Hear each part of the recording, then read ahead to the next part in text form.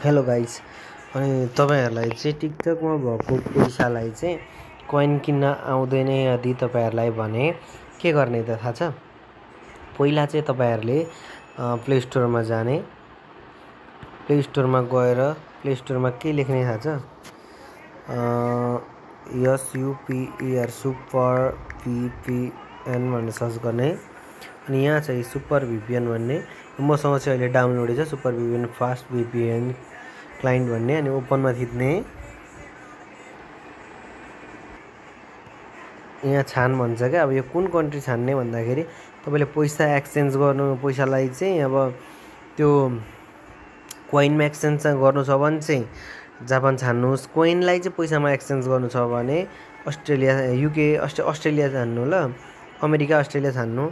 अनि जापानमा ट्याक्क थिचेपछि यहाँ यस्तो जापान आइसकेपछि कनेक्टमा थिच्ने। यो कनेक्ट हुन्छ हेर्नु है,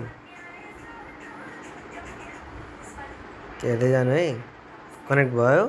अब कनेक्ट भएपछि तपाईँ ब्याक जानुहोस्, त्यहाँबाट आफ्नो क्रोममा जानुहोस्, गुगल क्रोममा गएर यहाँनिर लेख्नुहोस् TIKTOK डट अनि com/coin भनेर गुगलमा थिच्नुहोस्। यस्तो इन्टरफेस आउनु पर्यो तपाईहरुकोमा पनि।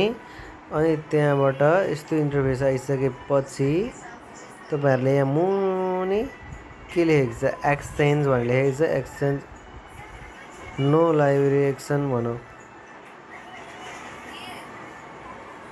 हैन, मसँग चाहिँ अहिले कोइन लिनेलाई उयो छैन भनौँ।